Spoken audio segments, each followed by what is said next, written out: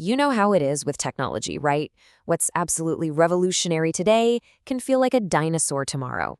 So when we're talking about something as big as digital cash, you gotta wonder, is this thing actually built to last, or is it just another flash in the pan?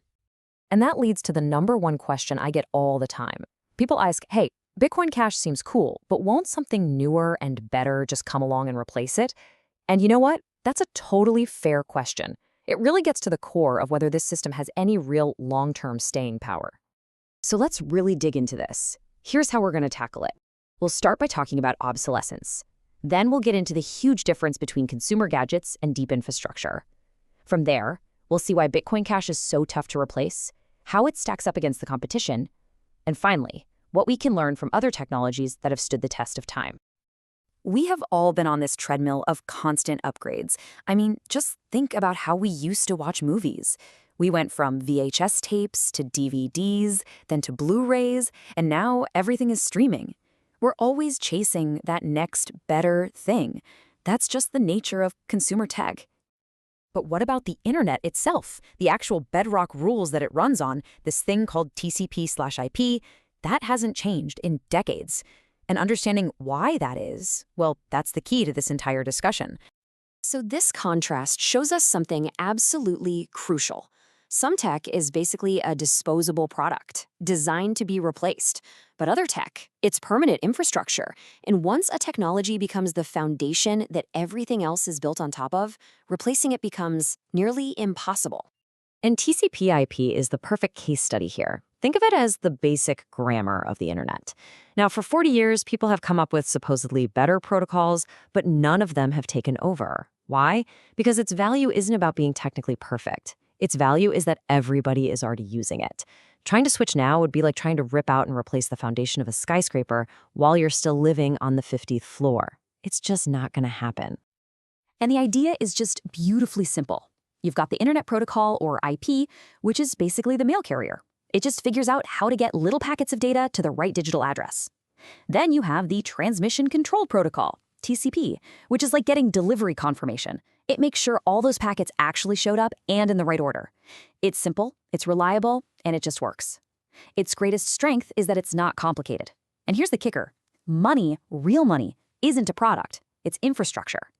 So if we start thinking about Bitcoin Cash less like a new smartphone and more like foundational infrastructure for the world, its staying power starts to make a whole lot more sense. Let's break down the 4 pillars that give it this incredible resilience.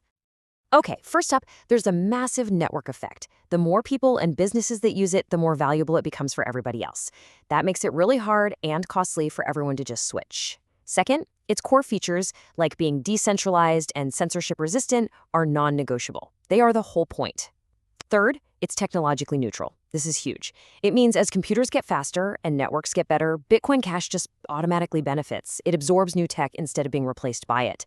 And finally, all the wallets, all the tools, all the infrastructure already built creates this massive backwards compatibility. It's a huge barrier for any newcomer trying to start from zero. But okay, what about the competition? Let's be real and look at the alternatives that people are always talking about as the next big thing and see what you're really giving up if you go with them. When you put them side by side, the trade-offs become crystal clear. A central bank digital currency, or CBDC, well, that puts all the control in the hands of the government. A centralized crypto from a big company, now a corporation is in charge of your money.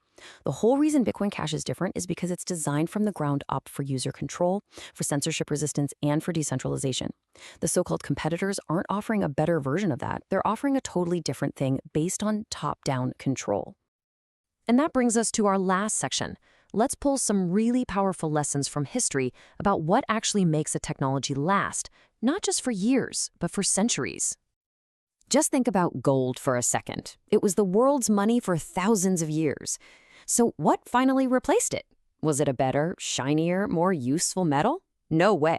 It was replaced by political force, by governments pushing everyone onto their own state-controlled paper money. That just goes to show you that a true monetary standard is almost never defeated by a better technology coming along. So what's the big takeaway here? It's that the technologies that truly endure aren't the ones with the most bells and whistles or the most complicated designs.